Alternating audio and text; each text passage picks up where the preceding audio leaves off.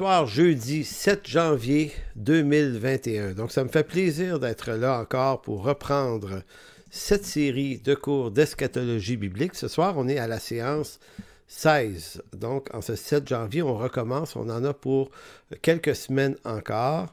Il nous reste à explorer le temple, l'Antéchrist, la marque de la bête, le 666, et certains autres éléments également qui sont importants en eschatologie.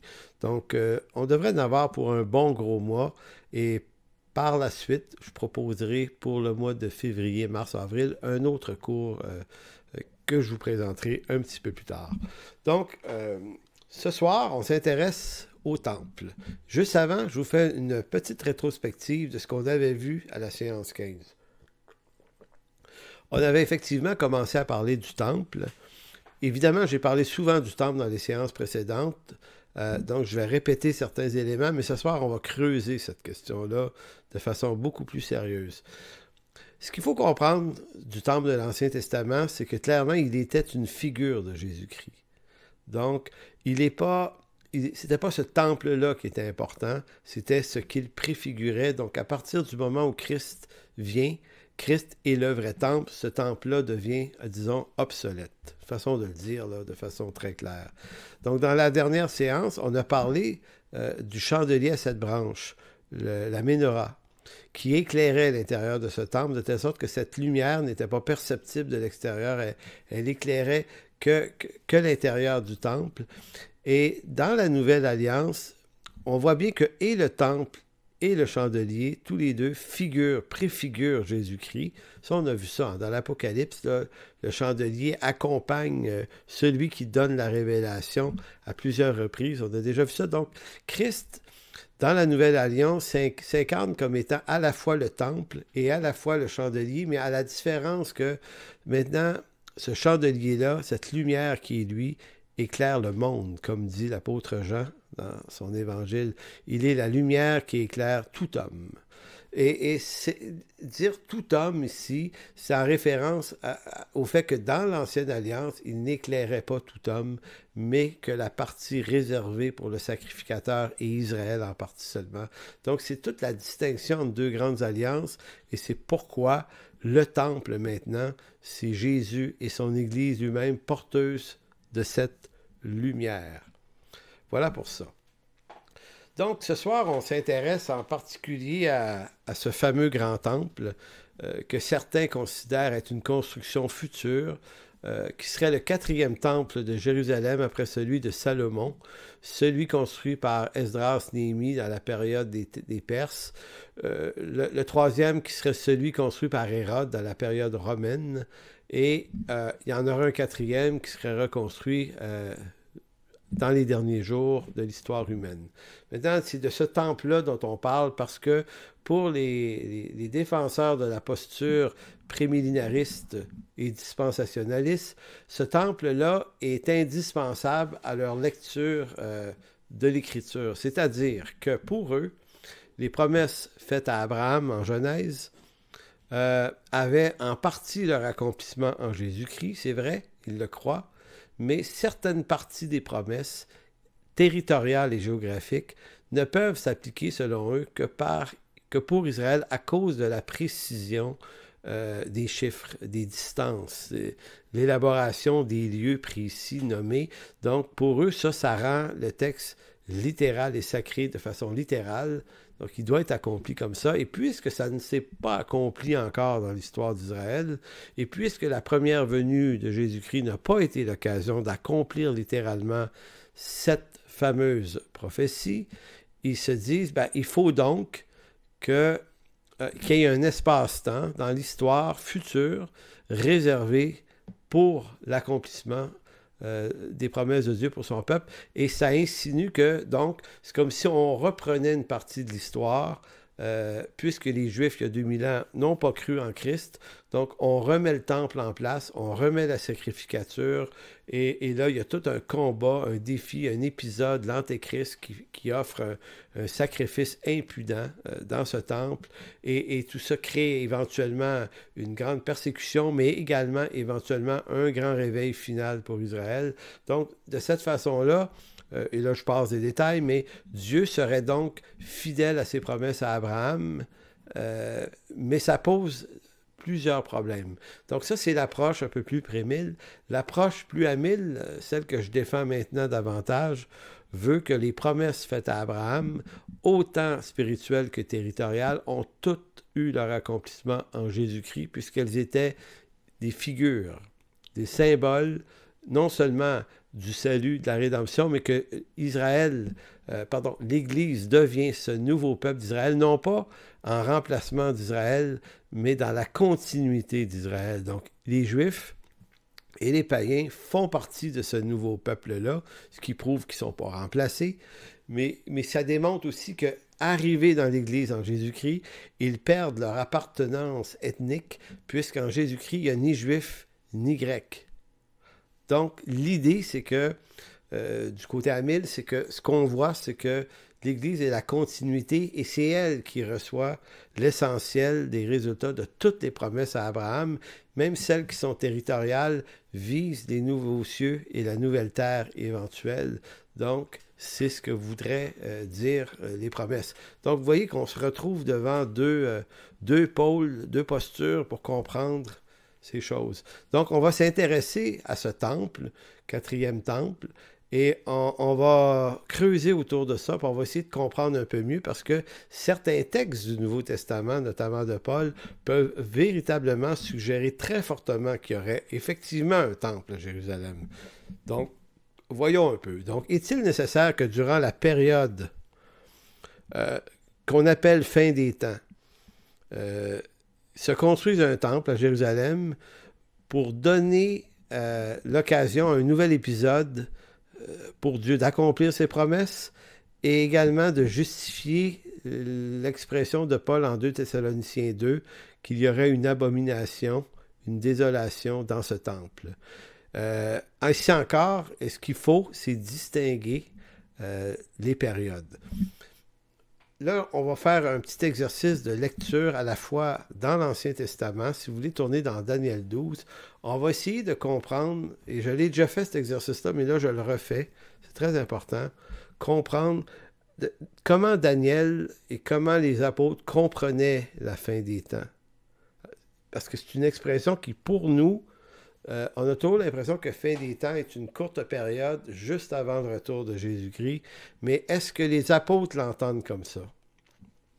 Donc, il faut clarifier cette question-là. Donc, si on va dans le texte de Daniel chapitre 12, versets 1 à 4, Daniel 12, 1 à 4, vous allez voir qu'en lisant ce texte-là, on entend Daniel non pas décrire la fin des temps au sens du retour final de Jésus-Christ seulement, mais on entend Daniel décrire l'espèce de venue messianique, la rédemption, le salut pour les nations. On entend tout ça, la résurrection, on entend plein de choses résonner dans ce texte-là, et de la façon dont Daniel en parle, il faudrait lire plusieurs textes de Daniel pour le mettre très clair, mais croyez-moi, là, ce qu'on finit par comprendre, c'est que Daniel décrit les temps messianiques ici. Et il apparente l'expression fin des temps à la première venue de Jésus-Christ. Si ça c'est vrai, ça veut dire que nous sommes dans la fin des temps depuis que Jésus est mort et ressuscité. Donc, fin des temps ne fait pas référence aux derniers jours, mais à une période qui est la même période que l'histoire de l'Église. Et Daniel, comme d'autres prophètes, ne distingue pas entre première et deuxième venue de Jésus-Christ. Eux, ils voient une seule venue de Jésus-Christ, et qui est celle qui est finale. Puis effectivement, c'est vrai, ils ne se sont pas trompés. C'est juste qu'il ne leur est pas permis de distinguer, si on veut, que la première venue de Jésus-Christ est venue accomplir la rédemption, et la deuxième venue de Jésus-Christ, qui au fond est un peu la même chose que la première, vient chercher son peuple. Donc, verset 1, en ce temps-là, se lèvera Michael, le grand chef, le défenseur des enfants de ton peuple, et ce sera une époque de détresse telle qu'il n'y en a point eu de semblable depuis que les nations existent jusqu'à cette époque. Et en ce temps-là, ceux de ton peuple qui seront trouvés inscrits dans le livre seront sauvés. Voyez-vous, là, juste la lecture du premier verset nous fait résonner la première génération des apôtres. Cette fameuse période de grande détresse dont parle Jésus dans Matthieu 23, Matthieu 24 aussi. J'ai dit ça souvent, hein, mais les auteurs du Nouveau Testament, Jésus y compris, sont branchés sur l'Ancien Testament, eux. Donc, ils n'inventent rien, ils sont toujours dans la continuité. Donc, Daniel décrit une période difficile et il parle du fameux livre de vie. Et ici, livre de vie est également une occurrence utilisée par Jean en Apocalypse 13, 17, 20 et 21. Donc, les textes d'Apocalypse sont inséparables de Daniel pour cette raison-là.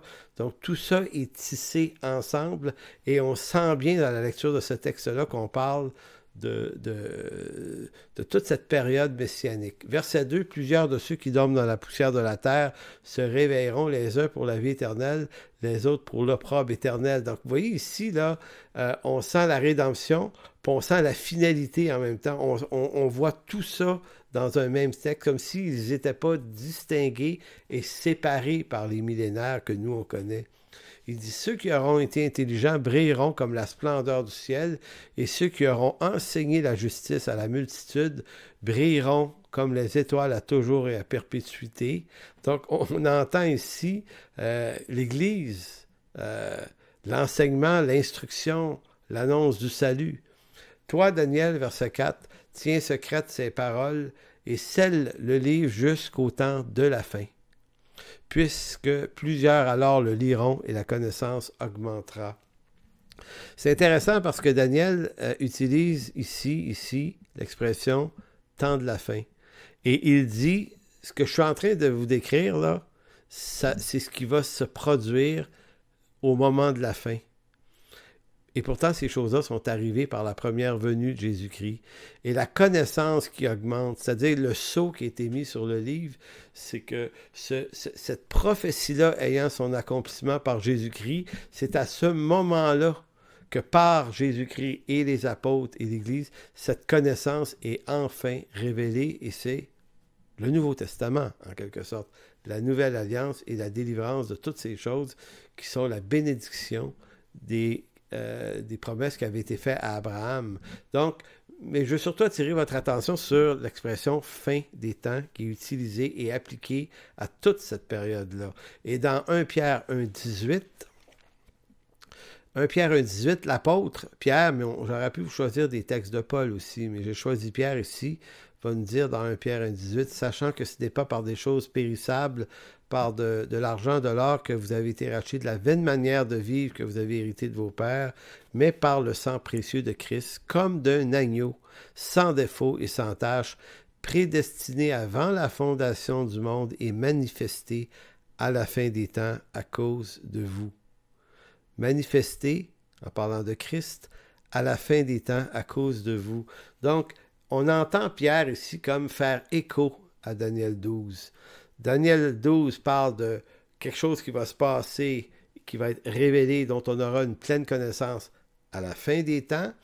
Et Pierre parle de cette fin des temps déjà manifestée. Et cette fin des temps a manifesté qui? L'agneau, sans défaut et sans tache. Donc, il y a un lien très très fort entre les deux textes et ça nous permet de comprendre, à la lumière de ces deux textes, qui attestent que nous sommes maintenant dans la fin des temps et nous le sommes complètement. Donc, le temple, puisque c'est le sujet du jour, comment on peut arriver à le situer dans une temps des fins déjà pleinement accomplie? Le temple étant devenu obsolète dans cette période-là, puisque le temple dans cette période du temps de la fin, c'est Christ lui-même qui en est l'accomplissement par son Église et les croyants que nous sommes. Donc, ça pose un problème de penser qu'un nouveau temple serait encore construit, que Dieu le bénirait par la sacrificature, ce qui serait une contradiction avec l'histoire et le dessein de Dieu, et qui serait une contradiction avec la lettre aux Hébreux et plusieurs textes du Nouveau Testament qui affirment qu'on ne peut plus retourner sous les sacrifices de l'Ancienne Alliance. Ça serait en soi une abomination. Pour les prémillénaristes, cependant, il est impératif de reconstruire ce temple de Jérusalem et de le reconstruire précisément sur l'esplanade des mosquées à Jérusalem où se trouve actuellement le Dôme du Rocher que j'ai eu l'honneur de visiter en 1989 et également la mosquée d'Al-Aqsa qui est tout près sur la même esplanade. Jérusalem, pour l'islam, c'est la troisième ville en importance, la troisième ville sainte. J'ai souvent eu l'impression, je me suis souvent demandé comment ça se fait que Dieu avait permis que des ennemis d'Israël, par exemple l'islam en quelque sorte, puissent s'accaparer le lieu saint où devrait être construit le temple de Jérusalem pour qu'eux bâtissent pas un, mais deux lieux saints sur cet endroit-là. Je me suis demandé s'il n'y avait pas une certaine souveraineté de Dieu, puisque le temple de Jérusalem ne doit plus, selon Dieu, être reconstruit. J'ai comme l'impression que Dieu, dans sa souveraineté, a fait en sorte que les ennemis d'Israël s'accaparent le lieu, construisent des mosquées. Non pas que Dieu bénisse cette religion-là, c'est pas dans ce sens-là que je le dis, mais crée en sorte que ce soit pas possible de s'accaparer ce lieu-là sans déclencher la 3 et la 4e guerre mondiale d'un seul coup. Ça serait une affaire épouvantable de réussir à faire ça. Bref, j'ai l'impression que la présence de l'islam là s'incarne à travers une volonté de Dieu qui ne se reconstruise pas de temple. C'est ce que je crois, mais ici, là, c'est très théorique ce que je vous dis là. C'est pas dogmatique, on est dans les présupposés, parce que des fois en eschatologie, c'est ce qu'on fait, on présuppose des choses. Donc, pour les prémiles et les dispensationalistes, il doit se reconstruire néanmoins. Eux, ils y croient. Ils y tiennent. Donc, il y a deux raisons pour lesquelles ils croient ça. La première, deux raisons. Il y a plus que deux raisons, mais je vous en donne deux. La première, c'est le temple d'Ézéchiel. Il y a dans le livre d'Ézéchiel, entre les chapitres 40 et 48, il y a 9 chapitres qui décrivent avec une exactitude mathématique redoutable la reconstruction du temple. Il est beau, il est gros, il est parfait ce temple, mais tellement.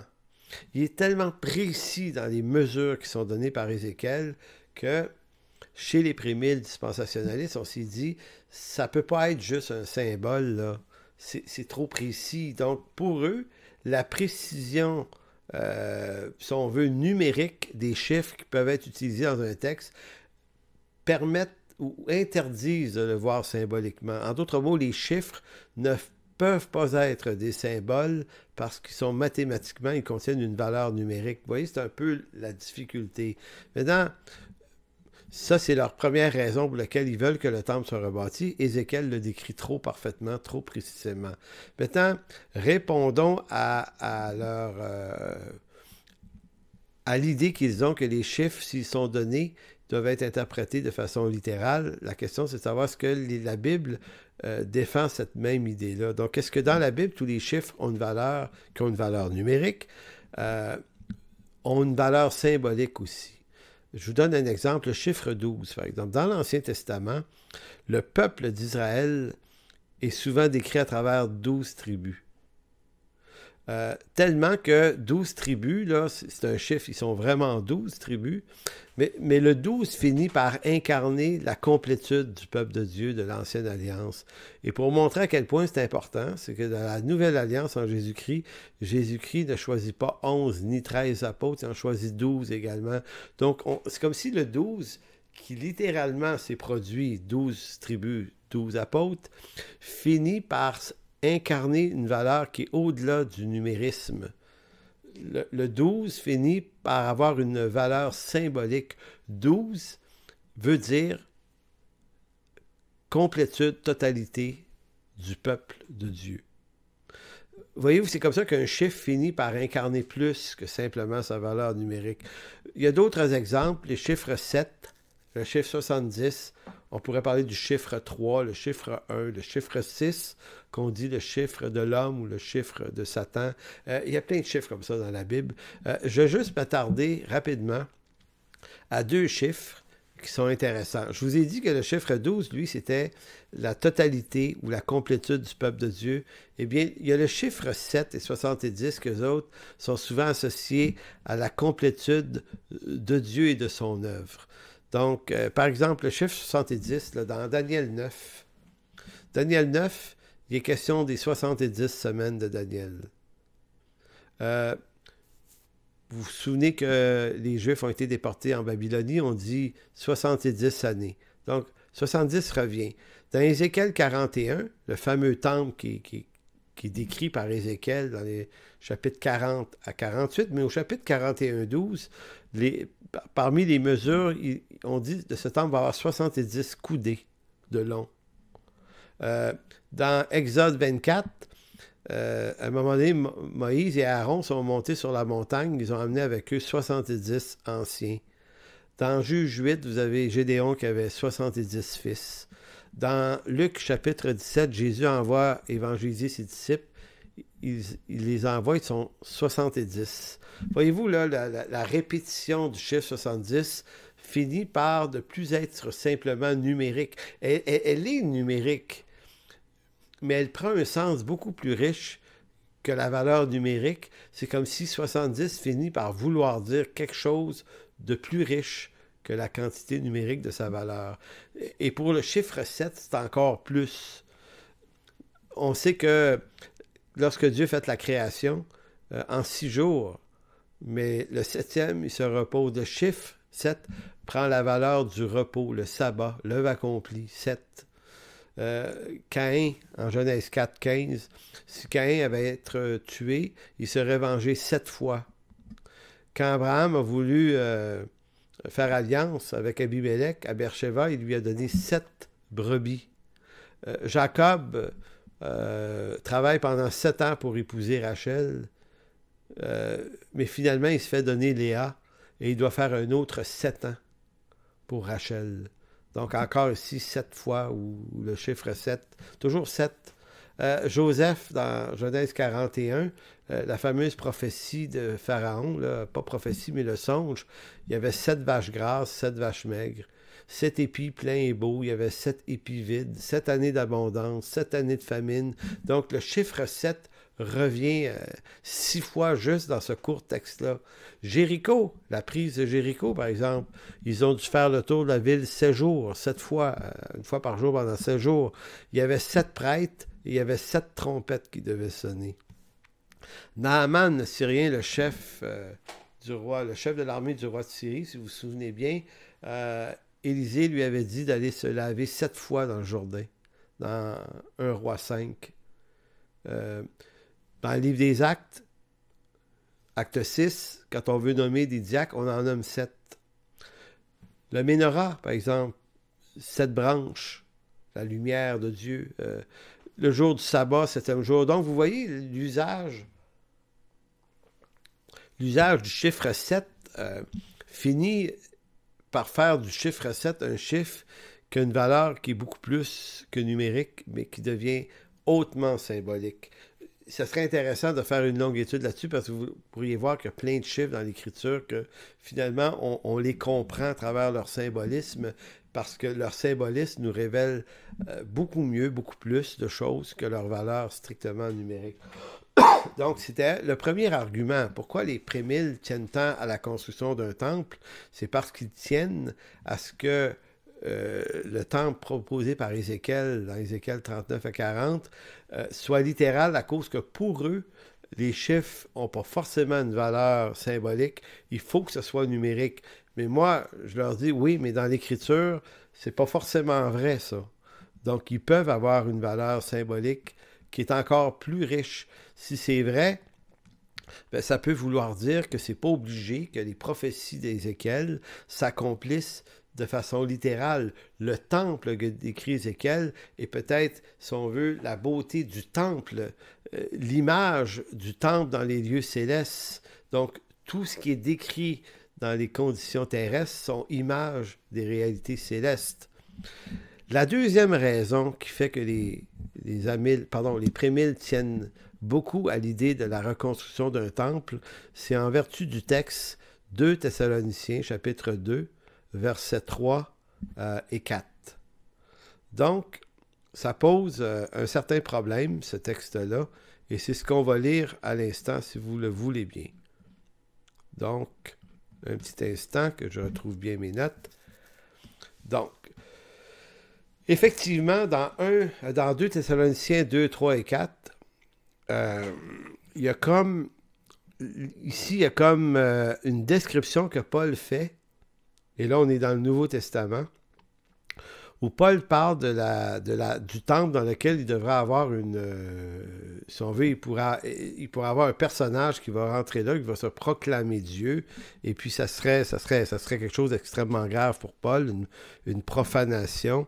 Donc, lorsqu'on sait que Paul a écrit ce texte-là avant la destruction de Jérusalem et de son temple en 70, on disait ce qu'il parlait du temple de Jérusalem et de ce que Titus a fait, parce que ça pourrait y ressembler beaucoup. On pourrait dire oui, mais sauf que quand Paul décrit la séquence de ce qui se passe dans cette histoire-là, il donne une certaine quantité de détails qui, certains ressemblent à l'an 70 après Jésus-Christ, mais d'autres non. Donc, c'est un peu difficile. Je lis le court texte, 2 Thessaloniciens 2, 3 et 4, va dire que personne ne vous séduise d'aucune manière, car il faut que l'apostasie soit arrivée auparavant, et qu'on ait vu paraître l'homme du péché, le fils de la perdition, l'adversaire qui s'élève au-dessus de tout ce qu'on appelle Dieu, de tout ce qu'on adore, jusqu'à s'asseoir dans le temple de Dieu, se proclamant lui-même Dieu. Vous voyez, quand Paul dit ça, effectivement, c'est un point très fort, ça, pour les prémiles, parce que ça suggère réellement la construction d'un autre temple, puisqu'il n'y en a pas. Pour que l'événement arrive, ils vont se dire, ben, il faut qu'il y ait l'apostasie, l'homme du péché, il faut qu'il y ait un temple. Bon, ont-ils raison? Font-ils une bonne lecture? Ou y a-t-il une autre façon de comprendre le texte? Donc, suivant la compréhension de la séquence prophétique que les prémillénaristes préfèrent, à partir de ce texte et de d'autres, pour eux, le retour de Christ ne peut pas se produire. Le retour final de Christ ne peut pas arriver sans qu'il y ait eu un autre temple construit à Jérusalem et que la profanation ait lieu dedans. Maintenant, ça soulève beaucoup de problèmes. Peut-être que ça apparaît une solution pour eux assez facile, mais c'est parce que si on creuse autour de l'argument qu'ils ont, il y a énormément de problématiques qui surgissent. D'abord, c'est que dans l'Ancien Testament, il y a beaucoup, beaucoup de textes. Et on ne va pas les lire, mais il y a beaucoup de textes qui suggèrent, notamment dans Jérémie 7, dans Ézéchiel 8, jusqu'à 11, et d'autres textes comme ça, qui annoncent assez clairement que le temple de Jérusalem et Jérusalem serait éventuellement abandonné par Dieu, et Dieu se tournerait vers les nations, annonçant et préfigurant l'Église qui s'en vient comme nouveau peuple de Dieu. Qu'est-ce que ça a rapport ici dans l'histoire du temple de Jérusalem en fin des temps? Ben c'est parce que si en Jésus-Christ, il est réellement arrivé les prophéties de Jérémie, d'Ézéchiel, d'Ésaïe, de tous les autres, ben, c'est difficile de situer que mais Dieu reviendrait pour quand même reconstruire un temple là, alors qu'il a abandonné le lieu, alors qu'il a créé cette nouvelle entité qui est le nouveau temple de Dieu, qui est l'Église. C'est difficile de concilier un autre temple que Dieu bénira à nouveau. Et ça serait dur de concilier avec la déclaration en Matthieu 23, 37 de Jésus lui-même, où il dit « Jérusalem, Jérusalem, qui tue les prophètes et qui lapide ceux qui te sont envoyés, combien de fois ai-je voulu rassembler des enfants comme une poule rassemble ses poussins sous ses ailes, mais vous ne l'avez pas voulu. Voici, votre maison vous sera laissée déserte. » Et ainsi de suite. Donc, Jésus lui-même s'accorde avec les prophéties de l'Ancien Testament et est en train de dire que par lui, l'Éternel délaisse Jérusalem et son temple. Et non seulement l'abandonne-t-il, mais souverainement le fait démolir par Titus en l'an 70 après Jésus-Christ. Il faut mentionner une chose très importante. La raison pour laquelle Dieu abandonne le temple de Jérusalem et le peuple juif, si on peut dire ça comme ça, c'est pas strictement à cause de l'infidélité des enfants d'Israël. Ils ont été trouvés infidèles, mais au-delà, comment dire ça? L'infidélité d'Israël, c'est l'angle terrestre du problème. L'homme, par lui-même, que ce soit juif ou un autre peuple, ça aurait été le même résultat. L'homme, par lui-même, ne peut pas satisfaire les exigences de Dieu. Et Dieu devait le montrer, devait le prouver que l'homme est incapable par lui-même de satisfaire les exigences de Dieu. Il s'est choisi un peuple et il a favorisé ce peuple-là de toutes les façons possibles. Dieu a habité au milieu de ce peuple. Il a habité ce peuple à travers sa parole, la révélation de la Torah, à travers un prophète comme Moïse, les prophètes, les sacrificateurs, le temple qui était une image. Tous ces moyens-là étaient des moyens qui favorisaient l'émergence d'une riche révélation de Dieu. Écoutez, Dieu est même apparu à travers des théophanies dans l'Ancien Testament. C'est montrer à quel point Dieu s'est rendu visible de toutes sortes de façons à ce peuple-là. Et ce peuple-là n'a pas reconnu son Messie lorsque celui-ci est arrivé. Ils l'ont crucifié. Donc, qu'est-ce que ça dit? Est-ce que ça dit que les Juifs sont plus bêtes que les autres peuples? Non. Ils sont donnés en exemple pour montrer que même un des peuples les plus brillants de la planète, parce que c'est tant qu'à moi un des peuples les plus brillants de la planète, même eux, dans toute l'intelligence qu'ils ont naturellement et toute la révélation qu'ils ont de Dieu, n'ont pas été capables de reconnaître le oint de l'Éternel. C'est intéressant ça parce que ça montre comment Dieu nous sauve. Dieu ne nous sauve pas parce qu'on l'a reconnu. Dieu nous sauve parce qu'il nous a élus d'avance. C'est le dessein d'élection de Dieu qui sauve les croyants par le moyen de la rédemption, par le moyen de la foi qui est en Jésus-Christ. Donc, on est comme cet aveugle de Jean 9, que ce soit juif ou grec ou païen ou comme nous, pour que cet aveugle-là dans Jean 9 ait pu voir le Messie, il a fallu que le Seigneur lui donne des yeux pour le voir. Donc, le salut s'opère à travers Dieu qui nous redonne des yeux pour le voir. Donc, c'est important de dire qu'on n'est pas anti-Israël, antisémite là, dans ce cours-ci, en train de dire, ouais, Dieu rejette, comme si ce peuple-là était plus idiot que les autres. Non, non, ils sont l'exemple que l'homme ne peut pas y arriver. Donc, c'est ça l'importance. Donc, humainement parlant, c'est la raison. L'autre raison, c'est que Dieu avait déjà établi éternellement un dessein éternel. Dans son dessein éternel, il allait réunir toutes choses en Jésus-Christ, et dans son dessein éternel, que ce soit l'agneau, la loi, le Moïse, les sacrifices, le temple, tout ça allait être de toute façon des préfigurations de Jésus-Christ. Donc, c'était prévu que ces choses-là étaient temporaires et allaient être un jour abolies pour laisser place à la réalité en Jésus-Christ.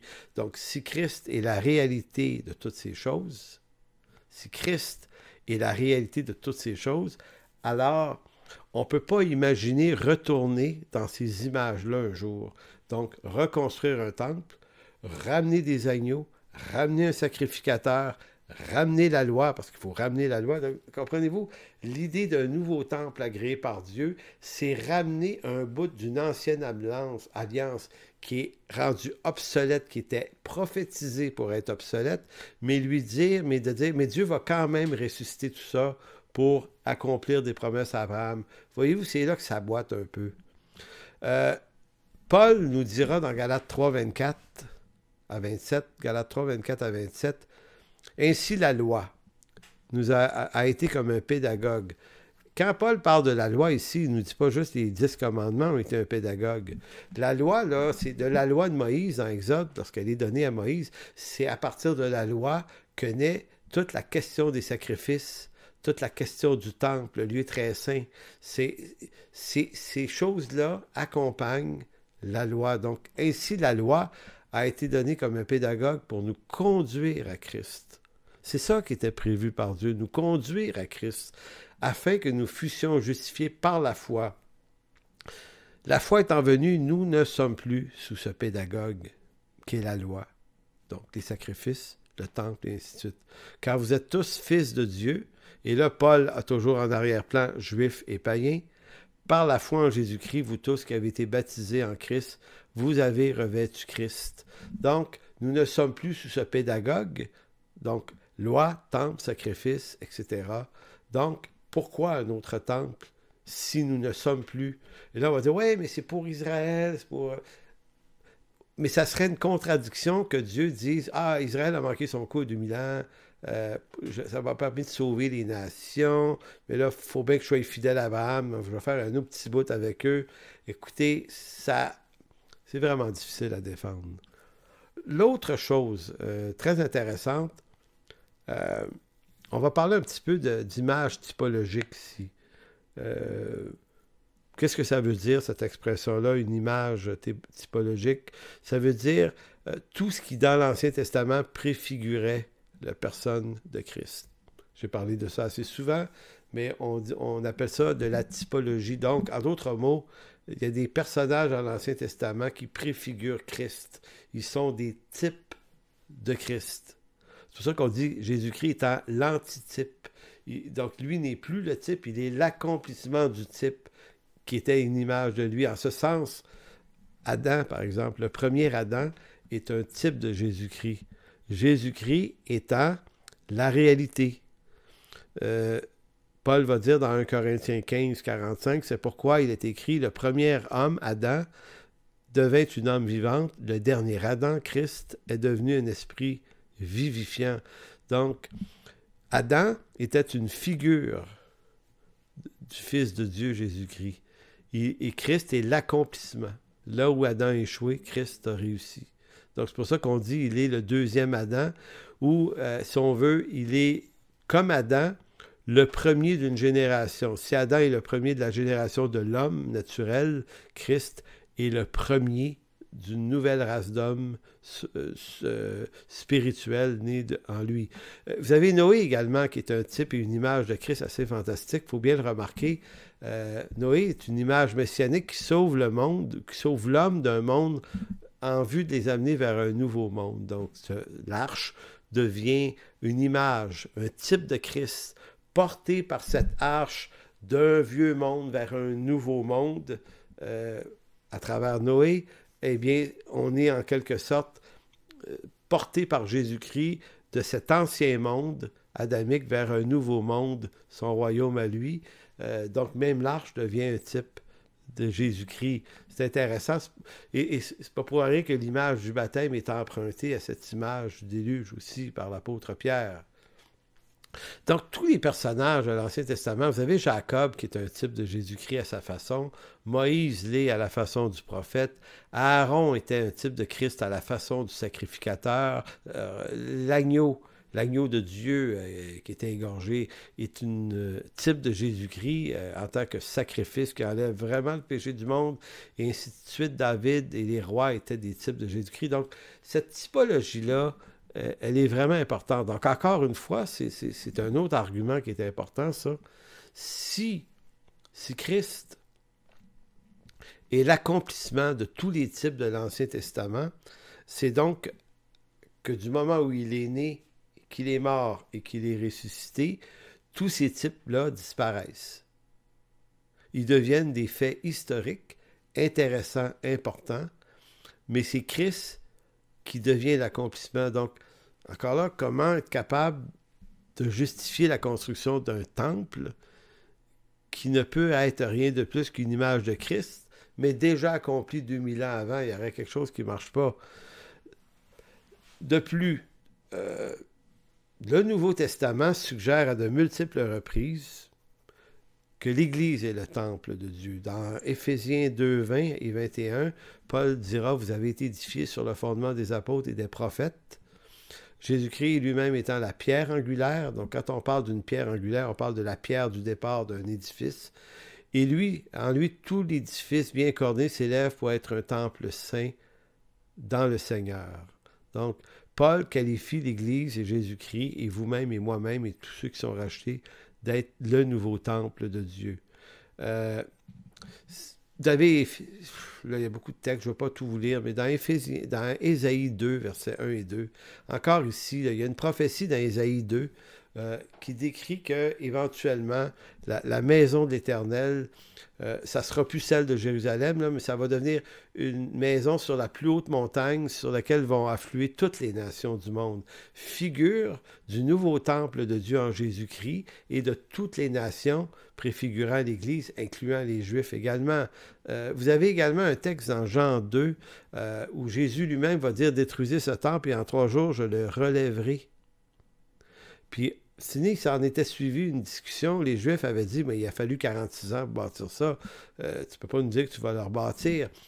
Mais Jésus va dire un peu plus là, mais il parlait du temple de son corps. Et au verset 22, dans Jean 2, c'est pourquoi lorsqu'il fut ressuscité des morts, ses disciples se souvinrent qu'il avait dit cela et ils crurent à l'Écriture et à la parole que Jésus avait dit. J'attire votre attention que Jésus a parlé que le temple serait détruit et que c'est lui qui deviendrait le temple. Maintenant, quand il est mort et surtout quand il est ressuscité, le temple de Jérusalem était encore là, il n'avait pas été détruit par Titus, et pourtant les disciples et les apôtres ont compris que le nouveau temple, c'était Jésus-Christ. Et ils ont cessé, eux, d'aller au temple de Jérusalem. Ils ont vu que c'était Jésus-Christ. Donc encore ici, cet argument-là nous ramène toujours à la même chose. Si Jésus-Christ est le temple et que l'Église est le temple, eh bien, lorsqu'il est question de temple maintenant, il faut qu'on reste cohérent avec l'idée de l'apôtre Paul, de Jésus, de Pierre, de la lettre aux Hébreux. Et parlant de la lettre aux Hébreux, au chapitre 10, versets 8 à 10, je ne lis pas. Sinon qu'au verset 9, il est question que Dieu a aboli la première alliance pour en établir une seconde. Première alliance de la loi abolie pour en établir une nouvelle. Donc, c'est le sacrifice de Christ qui inaugure une nouvelle alliance, un nouveau peuple de Dieu, un nouveau temple, et ainsi de suite. Et là, ça continue. Ça continue. 1 Pierre 2, 4 et 5. Je ne vous lis pas, mais dans 1 Pierre 2, 4 et 5, Pierre va dire que nous sommes édifiés pour former une maison spirituelle. Donc, Pierre utilise l'image de l'Ancien Testament du temple et l'applique à l'Église, mais d'une façon figurée, symbolique complètement. C'est vraiment très, très riche. Dans 1 Corinthiens 3,16, Paul dit « Vous êtes le temple du Saint-Esprit ». Dans 1 Corinthiens 6,19, il le répète « Vous êtes le temple du Saint-Esprit ». Donc, il y a énormément de textes comme ça qui militent en faveur d'établir clairement que dans la dispensation actuelle, si je me permets d'utiliser ce mot-là, le temple de Dieu, c'est l'Église. Mais en même temps, cette dispensation-là, si on peut l'appeler comme ça, ne se termine pas par un retour à une dispensation de la loi. Ça fait aucun sens de retourner une dispensation qui a déjà été rejetée par Dieu, donc Dieu ne peut pas l'agréer. Donc c'est pour ça que dans cette posture-là, plus à 1000, on se dit, bien, maintenant que tout est accompli en Christ, ne reste que le retour de Jésus-Christ qui pourrait arriver soudainement, même avant la fin de cette séance. Il n'y a rien d'autre à être accompli que ça. Maintenant, il va y avoir des persécutions, il va y avoir des antéchrists, il va y avoir toutes sortes d'affaires comme ça c'est sûr. C'est pas exclure même qu'un antéchrist, qu'un personnage. Et là, on va aller lire, si vous voulez bien, le texte de 2 Thessaloniciens, chapitre 2. Donc 2 Thessaloniciens 2, 1 à 10. J'ai lu les versets 2 et 3 tout à l'heure, mais là, on va lire le texte complètement et on va comprendre qu'ici, il y a comme un os. Maintenant, le but, c'est pas de se défaire de cet os-là pour rester confortable dans une position, c'est de comprendre ce texte-là à la lumière de tout le reste. Et peut-être qu'on va se rendre compte qu'on ne le comprend pas si bien que ça, ou peut-être qu'on a l'impression que Paul dit une chose, mais c'est pas exactement... Ce que je comprends, c'est pas exactement ce qu'il a dit. Donc, je vais essayer... Et toujours important, lorsque l'apôtre Paul écrit ça, il pense pas comme vous et moi, là, lui. Il ne pense pas là, à l'antéchrist de la façon dont on y pense. On a été gommés, nous, les chrétiens de notre génération, par un scénario, mais lui, là, il n'a pas ce scénario-là dans sa tête. Lui, là, Paul, a son temps, la révélation de Christ, et tout ce que Ézéchiel, Daniel, Ésaïe, Jérémie, lui, là, c'est eux qui sont sa nourriture spirituelle. Sa parole de Dieu à lui, là, c'est ce que ces hommes-là ont annoncé. Donc, lui, il est dans une posture où il ne regarde pas les choses comme vous et moi. Donc, pour comprendre ce qu'il dit, vous devez vous mettre les lunettes de Paul, sinon vous passez à côté de la richesse de ce qu'il est en train de dire. Verset 1, 2 Thessaloniciens 2, il va dire « Pour ce qui concerne l'avènement de notre Seigneur Jésus-Christ et notre réunion avec lui, Nous vous prions, frères, de ne pas vous laisser facilement ébranler dans votre bon sens et de ne pas vous laisser troubler par quelques inspirations, quelques paroles ou par quelques lettres qu'on dirait venir de nous, comme si le jour du Seigneur était déjà là, que personne ne vous séduise d'aucune manière, car il faut qu'il arrive. Voici ce qui doit arriver. Là ici, c'est comme si le jour du Seigneur, là, c'est-à-dire le retour final, est-ce qu'il est là? Est-ce que c'est arrivé? Paul dit, ben non, il ne peut pas être arrivé, on est encore ici. Il dit, il faut d'abord qu'arrive, voici, l'apostasie, donc le reniement de la foi, et qu'on ait vu paraître l'homme du péché, le fils de la perdition. Donc, il faut que ces deux choses-là soient présentes. Donc, Paul est en train de mettre dans l'envergure, dans le visionnement des derniers jours, deux éléments qu'on peut reconnaître. Très intéressant. Et là, lorsqu'il parle de l'homme du péché, le fils de la perdition, au verset 4, il fait une comparaison. Est-ce qu'elle est littérale ou est-ce que l'apôtre Paul est juste un homme de son temps qui, lorsqu'il parle de ce personnage-là, l'homme du péché, le fils de la perdition, est-ce qu'il n'est pas plutôt en train de reprendre l'image d'Antioche? Parce que pour les Juifs, l'image d'Antioche d'Épiphane qui a profané le temple, c'est un choc terrible pour un Juif. Donc, il va dire, il doit paraître l'homme du péché, le fils de la perdition. Verset 4, l'adversaire qui s'élève au-dessus de tout ce qu'on appelle Dieu et de ce qu'on adore. On entend Daniel et les prophéties de Daniel sur Épiphane, jusqu'à s'asseoir dans le temple de Dieu, se proclamant lui-même Dieu. Donc, Paul est-il en train de dire, ça va se repasser, ça encore. L'homme, la perdition, l'homme du péché, va se rasseoir à nouveau dans le temple de Dieu, ou n'est-il pas plutôt en train de dire, il faut qu'il y ait un personnage qui paraisse, qui est de la même acabit, de la même race que celui qu'on connaît. Là. En d'autres mots, il parle à des gens qui sont au courant, c'est comme si c'est un semblable à lui. C'est une hypothèse. Verset 5. Ne vous souvenez-vous pas lorsque je vous disais ces choses, lorsque j'étais encore chez vous, et maintenant vous savez ce qui le retient, ce personnage-là, là, afin qu'il ne paraisse qu'en son temps, car le mystère de l'iniquité agit déjà. Il faut seulement que celui qui le retient encore ait disparu. Et alors paraîtra l'impie, cet impie-là, que le Seigneur Jésus détruira par le souffle de sa bouche, et l'anéantira par l'éclat de son avènement. L'apparition de cet impie se fera par la puissance de Satan. Bon, il y a beaucoup d'autres choses à dire, mais le point central, c'est que vous entendez Paul parler d'un homme du péché, mais vous entendez absolument pas, l'apôtre Paul est en train de rajouter dans ça 7 années de tribulation, reconstruction de temple, alliance avec Israël pour 7 ans, destruction de l'alliance en 3 ans et demi, millénium. Paul parle d'aucun de ces détails-là. Il fait simplement dire, la fin va arriver, mais il y a deux choses qui vont se passer avant.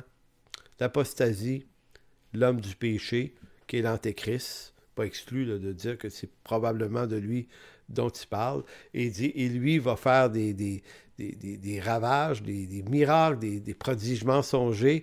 Donc, tout ça pourrait être effectivement des phénomènes qu'on verra apparaître éventuellement dans l'histoire. Bon, il y a 3 hypothèses, 3 options possibles pour comprendre le texte que je viens de lire, 3 interprétations. Je vous dis celle que je préfère, mais je vais quand même vous dire qu'il y en a quand même 3, et en eschatologie, il faut se donner un peu de largeur des fois, puis de ne pas trop affirmer avec certitude. On est dans des choses qui ne sont pas produites, donc c'est toujours délicat de prétendre que ça va arriver selon un certain schéma précis. Donc la première option, c'est celle des prémiles qui conçoivent qu'un temple va être rebâti. Donc pour eux, Paul a réellement parlé d'un temple rebâti, alors que moi, c'est pas ce que je vois dans le texte. Je vois que Paul compare l'homme du péché à celui qui était entré dans le temple, s'était assis, puis s'était proclamé être Dieu. Maintenant, c'est Antioche qui avait fait ça. J'entends pas que Paul dit on va rebâtir un temple. J'entends juste une comparaison. Mais attention, je ne dis pas qu'un temple pourrait ne pas se reconstruire pour autant. Je ne l'exclus pas non plus. C'est juste que on ne peut pas affirmer que le texte le dit si clairement que ça.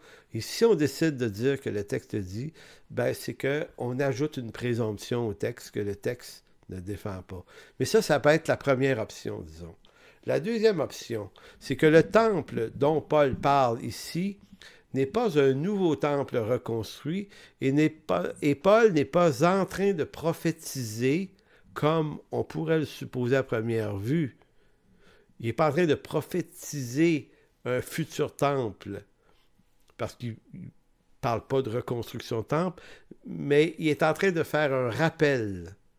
Il compare l'homme du péché à l'homme du péché qui a été Antioche d'Épiphane, qui avait dévasté le temple en 167 avant Jésus-Christ. On a déjà vu ça. Donc, Paul décrit un personnage futur, l'homme du péché, le fils de la rébellion, qui séduira les nations, mais à travers l'image connue de son temps d'un homme du péché qui est Antioche. Donc, il le présente sous le même acabit que cet ancien-là. Paul décrit en fait ce personnage démoniaque en référence à Antioche, non pas pour dire que le futur personnage fera la même profanation que lui, mais pour dire que ce futur personnage est de la même race, même entité, poussé par Satan de la même façon que celui qui avait fait ça dans l'Ancien Testament. Donc, Paul, ça c'était la deuxième option. La troisième option, c'est que Paul parlerait de la profanation du temple dans le contexte de l'Église qui est le temple de Dieu dans le Nouveau Testament. C'est une autre probabilité intéressante, c'est que si dans l'univers de Paul, OK, et de Pierre, et de Jésus, et si vous reculez dans le temps, puis vous allez vous asseoir avec ces gars-là, puis vous leur dites, c'est qui le temple de Dieu? C'est quoi le temple? Eux autres vont vous dire, c'est l'Église. Fait qu'eux autres vous diraient, c'est Jésus, c'est toi, c'est nous le temple. Donc, certains peuvent penser que quand Paul parle d'un séducteur qui va venir pour dans la période de l'apostasie, l'homme du péché qui va séduire, là, est-ce qu'il pourrait pas être quelqu'un qui va arriver à rentrer ou à pénétrer ce temple? Le nouveau temple, qui est l'Église. Vous voyez l'idée? Donc, il pourrait comme séduire même les élus. Donc, ce serait pour montrer toute la force de ce personnage-là. Je vous dis pas que c'est ça, là. Je vous dis juste que ça fait partie des possibilités pour comprendre 2 Thessaloniciens 2.2. Donc, si Jésus, si Pierre et même Paul enseignent que le temple de Jérusalem était devenu obsolète par la résurrection de Christ, pourquoi Paul mentionne-t-il aux Thessaloniciens que l'homme du péché doit venir dans le temple? À moins que ce temple, ça soit l'Église. Bon, comme je vous dis, c'est des options. Moi, je trouve la seconde peut-être la plus intéressante, c'est-à-dire que Paul ne parle pas d'un temple qui doit être rebâti, mais parle de l'homme du péché en référence à Antioche, qui lui avait profané le temple. Donc, ça pourrait être une façon assez simple. Et ça harmonise le fait qu'on n'a plus besoin d'absolument reconstruire un temple. Ça harmonise le fait que Dieu n'a pas à réintégrer un temple avec la sacrificature et les sacrifices, ce qui est à contre-courant de son œuvre accomplie et de toute l'Écriture de la lettre aux Hébreux qui l'interdit absolument pour les croyants. Donc, on harmonise le texte. Ça n'exclut pas que Dieu, dans la fin des temps, puisse opérer un grand réveil en Israël et en sauver des millions, ce que je souhaite d'ailleurs de tout cœur. Ça n'exclut rien de ça. Ça peut même être tout à fait ça, mais ce que ça voudrait dire, c'est que, comme croyant, s'il y avait des signes qu'on devait attendre, c'est l'apostasie, donc le recul de la foi. Ce qui, ma foi, me semble en Occident un phénomène très actuel, mais on ne peut pas affirmer que c'est à l'échelle mondiale, puisqu'il y a beaucoup de réveils ailleurs dans le monde. Donc, c'est toujours délicat de prétendre qu'on est dans cette génération-là. Je prétends dire que je l'ignore, mais c'est possible. Donc, il y aurait l'apostasie. On pourrait voir apparaître une espèce de personnage grotesque éventuellement, qui pourrait être un séducteur énorme, faire des miracles, des prodiges, et vraiment, c'est fort possible, là. Mais de toute façon, est-ce qu'on doit le craindre à tout prix? Personnellement, je dirais non, parce que l'apôtre Paul nous parle du personnage dont la destruction est assez soudaine. Il dit à verset 8, en 2 Thessaloniciens, il dit « Alors paraîtra l'impie que le Seigneur Jésus détruira par le souffle de sa bouche et qu'il anéantira par l'éclat de son avènement. » Donc, entre l'apparition de cet impie et sa destruction, dans le même verset, là, il n'y a pas le temps d'exister trop longtemps, pas en termes de semaines, de mois, d'années, mais c'est pas... c'est comme Paul le décrit terrible, mais à la fois avec un pouvoir limité dans le temps. Donc, vous voyez, ça peut être ça. Donc, en conclusion de quoi, là, ce texte de 2 Thessaloniciens nous dit à peu près ceci, et je résume, là, il nous dit au moins 4 choses. L'apostasie est un des éléments qu'on devrait voir se préciser. L'apôtre Paul en parle également dans 2 Timothée 3, 1 à 4. Là, je ne sais pas si j'ai le temps de vous lire ça. Là, 2 Timothée, j'ai ça quelque part dans mon texte. 2 Timothée, laissez-moi 30 secondes. Je vais retrouver ça, je suis sûr. 2 Timothée, bon, je ne le retrouve pas, mais c'est pas grave. C'est juste que dans 2 Timothée 3, l'apôtre Paul fait la nomenclature des derniers jours. Il dit, Timothée, sache que dans les derniers jours, les hommes seront ceci. Puis là, Paul défile un ensemble de qualités. En fait, c'est pas des qualités, mais c'est des défauts. C'est extrêmement grave ce qui se passe là. Donc, il parle de la méchanceté de l'homme qui va prendre de plus en plus de place. Donc, l'apostasie, le reniement de la foi. Il nous parle également donc de l'apparition d'un homme qui est l'homme du péché, donc 2 choses qu'on pourrait attendre. Il y a une autre affaire qu'il nous dit également, Paul, dans ce texte, c'est que ce qui retient ce personnage-là, il dit « Car le mystère de l'iniquité est déjà là, il faut seulement que celui qui le retient est encore disparu. » Ça pose une question, de qui s'agit-il? Chez les prémiles, on va dire « Ah, ben c'est l'Église et le Saint-Esprit. » Donc, donc, ils vont faire un fit ici, ils vont dire « Quand l'Église est enlevée, l'Esprit Saint disparaît de la terre. » Donc là, l'Antéchrist peut venir parce qu'il a peur du Saint-Esprit, mais quand le Saint-Esprit s'en va, mais ça ne marche pas tout à fait, cette idée-là, parce que Dieu est partout, là.